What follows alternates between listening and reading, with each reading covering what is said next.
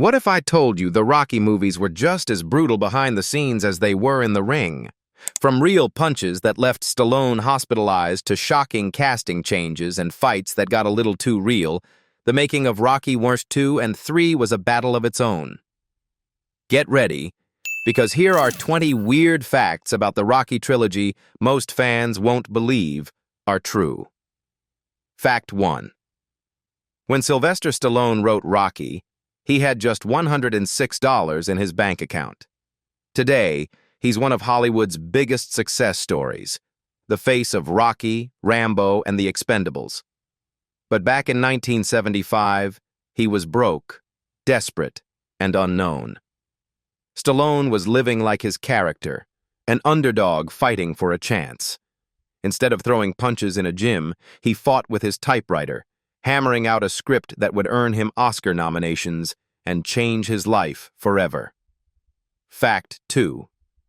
Stallone wrote the entire Rocky script in just 3.5 days.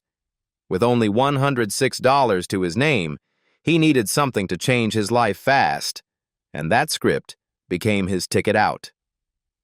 Of course, the version we know today looks very different. Stallone later admitted that only about 10% of his original draft made it into the final film after countless rewrites. But that 10% was all it took to launch one of Hollywood's greatest underdog stories, both on screen and in real life. Fact 3. In Stallone's original Rocky script, some characters looked very different from the ones fans love today. Mickey, the tough old trainer, was originally written as a bitter racist, far from the gruff but lovable mentor we remember. Thankfully, the studio pushed Stallone to make him more sympathetic. After all, it's hard to imagine audiences crying for a dying racist in Rocky III. Even Apollo Creed was supposed to be Jamaican at first, which would have completely changed the character's style and legacy. It's safe to say those rewrites were knockout decisions. Fact 4. While editing Rocky III, Sylvester Stallone originally wanted to use Queen's Another One Bites the Dust for the opening sequence. It had the perfect rhythm and attitude. But Queen said no. Out of options, Stallone turned to a little-known band called Survivor and asked them to create something with the same energy. The guitarist watched a scene from the movie, synced his riffs to Rocky's punches, and caught a line of dialogue. "Hey, Rocky, you're losing the eye of the tiger." That spark led to one of the most iconic movie anthems of all time, Eye of the Tiger. Fact 5. With Rocky's tiny budget, the producers had to get creative, especially when it came to filling the arena for the final fight. Instead of paying extras, they put out an ad offering a free chicken dinner to anyone willing to sit in the crowd and cheer. It worked. Around 4,000 people showed up for the meal, and ended up helping make one of the most iconic movie moments in history. Fact 6. In Stallone's original version of Rocky, the ending was completely different, and way less inspiring. Instead of going the distance with Apollo, Rocky was supposed to throw the fight on purpose to earn some extra cash. His plan? Use the money to open a pet store for Adrian. It's a sweet idea, sure, but not exactly the kind of ending that launches one of the greatest sports franchises in film history. Fact 7. The training montages in the Rocky movies are pure motivation, and the one in Rocky II might be the most iconic of all. Rocky runs through Philadelphia's streets, cheered on by fans and followed by a growing pack of kids. But here's the wild part. If you map out his full route past all those landmarks, it adds up to more than 30 miles. So while most of us might struggle to finish a 5K, Rocky was out there casually running a marathon. And then some. Fact 8. Rocky was made on a shoestring budget, less than $1 million in total. That's pocket change compared to modern blockbusters that cost hundreds of millions to produce. But the gamble paid off. The film went on to earn over $225 million at the box office, proving that audiences didn't need flashy effects, just a powerful story about grit, heart, and never giving up. Fact 9. Sylvester Stallone didn't make much money while filming Rocky, just $20,000 up front and $350 a day on set. But Stallone was smart. He negotiated a deal to receive 10% of the movie's total earnings. When Rocky became a $225 million box office smash, that small percentage turned into a massive $22 million payday. A true underdog victory both on and off the screen. Fact 10. Sylvester Stallone took plenty of hits filming the Rocky movies, but nothing compared to what happened on Rocky IV. Wanting the fights to look real, Stallone told Dolph Lundgren, who played Ivan Drago, to actually hit him. Lundgren didn't hold back. After one brutal exchange, Stallone felt a strange burning in his chest, but kept going. That night, he woke up struggling to breathe. His blood pressure had skyrocketed to over 200, and he was rushed to the hospital, spending 8 days in intensive care. As Stallone later explained, Lundgren had hit him so hard that his heart slammed against his ribcage and started to swell. A few more hours without treatment, and it might have stopped entirely. Fact 11. Rocky Balboa may feel like a one-of-a-kind character, but parts of his story came straight from real life, and not everyone was happy about it. Boxing legend Joe Frazier famously trained by punching hanging slabs of meat and running the Philadelphia Museum of Art steps, both of which ended up in Rocky. Yet Stallone only paid him for a small cameo. Then there was Chuck Wepner, a little-known fighter who once went the distance with Muhammad Ali and inspired Rocky's underdog spirit. Feeling shortchanged, Wepner eventually sued Stallone. The case was quietly settled out of court. Fact 12. Joe Esposito's iconic 80s anthem, "You're the Best Around," was actually written for Rocky III. Like Eye of the Tiger, it was meant to soundtrack Rocky's comeback, but Sylvester Stallone passed on it, deciding it wasn't the right fit. The song was later picked up for The Karate Kid, and the rest is history. Instead of pumping up Rocky, it became one of the most unforgettable training montages in movie history.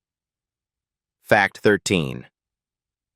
Even though Sylvester Stallone wrote Rocky, the studio didn't want him to play the lead. United Artists actually offered him $340,000 to sell the script, as long as someone else starred in it. Names like James Caan, Burt Reynolds, and Ryan O'Neal were all on the list of potential Rockies. But when the budget dropped and big stars became too expensive, the studio took a gamble and let Stallone step into the ring himself, a decision that changed movie history forever. Fact 14. By the time Rocky V came around, Sylvester Stallone was ready to hang up the gloves, literally. After nearly 15 years of playing the Italian stallion, he planned to end the series with Rocky's death. Stallone was reportedly so emotional writing the scene that he cried. But the studio stepped in and shut it down, insisting that Rocky, like Batman, was too iconic to kill off. So Stallone rewrote the ending, kept his character alive, and delivered what many fans consider the weakest entry in the franchise. One that would sideline Rocky for the next 16 years. Fact 15. Stallone insisted Rocky had to be filmed in Philadelphia. No LA substitutes. The studio worried about the costs, but the crew made it work the hard way. To save money, they ditched catering altogether and lived on cheap takeout, mostly pizza, burgers, and Philly cheesesteaks, 3 meals a day. It wasn't glamorous, but it kept the cameras rolling and helped make movie history on a shoestring budget. Fact 16. You'd think a boxing movie would use real punches for its sound effects, but not in Rocky. For the first 5 films, every hit you heard was actually something else. Shotgun blasts, breaking bottles, chains, even baseball bats. It wasn't until Rocky Balboa in 2006 that the series finally used real punching sounds, giving the fights the gritty realism they always deserved. Fact 17. Originally, Rocky and Adrian's date was supposed to take place in a crowded ice rink, but the production couldn't afford all the extras. So they rewrote it as an intimate, one-on-one scene after hours. There was just one more problem. Sylvester Stallone couldn't skate. The solution? Have him jog beside Adrian instead. It kept the budget low, saved Stallone from falling, and ended up creating one of the most charmingly awkward moments in the entire film. Fact 18. Creed wasn't just a reboot. It was personal. Director Ryan Coogler, who had grown up watching Rocky movies with his dad, wrote the film as a tribute to that bond. His father had once watched the series with Coogler's grandmother while she battled breast cancer, and years later, when his father faced his own illness, Coogler found inspiration in their shared love of Rocky's perseverance. That emotional connection became the heart of Creed. Fact 19. The movie we know as Rocky almost started very differently. When producers Robert Chartoff and Irwin Winkler first met Sylvester Stallone, it was as a favor to his agent, and he wasn't right for the role they had in mind. Stallone mentioned he'd written a few scripts, and while they passed on Paradise Alley, they were intrigued by his underdog boxing story. United Artists liked it too, but didn't want Stallone to star.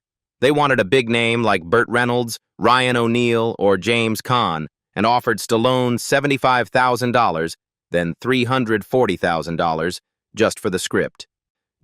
Stallone refused every offer, insisting the story was about not selling out. "I'd rather bury it in the backyard and let the caterpillars play Rocky," he later said. Eventually, the studio caved. They cut the budget to $1 million and agreed to let Stallone star, though amusingly, they initially thought they were hiring his Lords of Flatbush co-star, Perry King. Fact 20. Philadelphia wasn't just a backdrop for Rocky.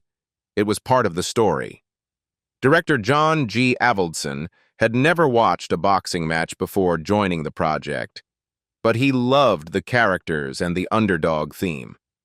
When he scouted locations in 1975, he found Philadelphia to be the perfect fit. A Goldilocks kind of town, rich in history and grit. The timing was symbolic too. America was celebrating its bicentennial, and the city where the Declaration of Independence was signed became the stage for another kind of revolution, a personal one. Producers initially pushed to film in Los Angeles to save money, but Avildsen and Stallone refused to compromise. They fought to keep the story in Philly, and won. Even decades later, the Rocky movies still pack an emotional punch, both on screen and behind the scenes.